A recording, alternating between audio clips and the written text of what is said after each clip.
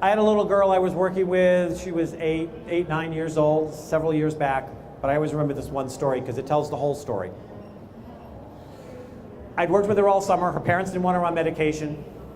She'd been on medication. She really hated it. She wanted to go off. She had BCs on medication. But she was a good kid. She wasn't a big, huge problem child. And yes, she's do get ADD. And they do get it in equal amounts. They just hide it better. Okay? And so, after working with her all summer, she seemed to be doing really good. She went back to school, didn't go on medication. The first quarter ended. She had all A's and an F.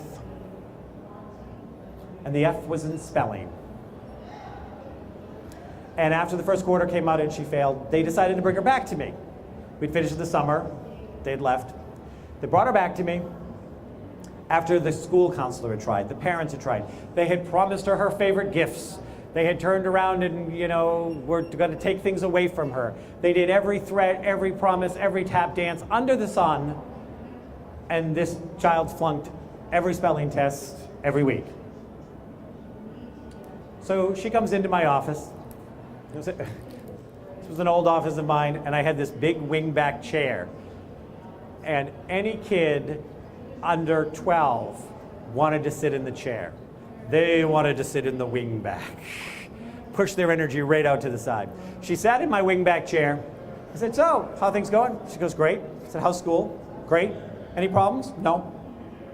You not have any problems in school? She said, no. Well, I heard you flunking spelling. Isn't that a problem? She went, no.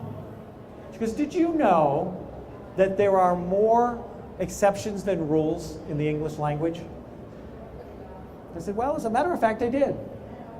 She goes, do you know that English is considered the hardest language to learn if you're not born to it? I said, yep.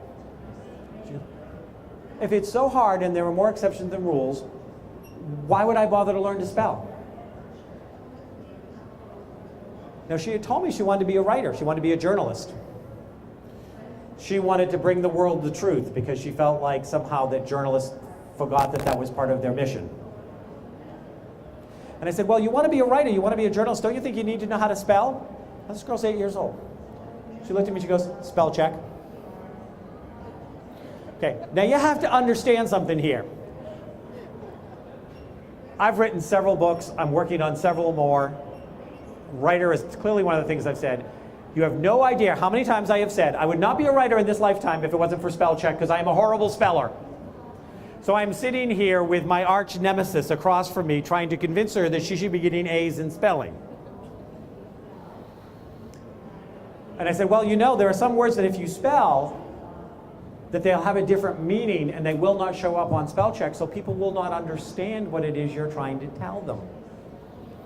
Without even missing a beat, this little girl said, give me 3. Knowing my history, do you think I could give her 3 off the top of my head? This is where I know that I work with spirit. Because I popped 3 right out of my mouth, and to this day, I can't remember what they are. But she thought about it, she looked at it, and she goes, okay, yeah, maybe I need to learn how to spell. I said, okay. We finished the session, she talked to me about what was going on, it was great. That was on a Wednesday. That Friday she got a 97 on her spelling test and she got 100 for the whole rest of the year. There has to be relevancy. And it's got to be done in a dialogue. There has to be participation in the learning. Do it because I'm bigger than you. Do it because I'm going to flunk you. Do it because I'm going to take away your TV. If you do it, I'll give you an ice cream. If you do it, I'll give you something else that's bad for you because I'm at my wit's end, but I will promise you anything if you will just please. Who's in control there? Certainly not the parent. Certainly not the teacher. This kid's sitting there laughing. I know I'm brilliant.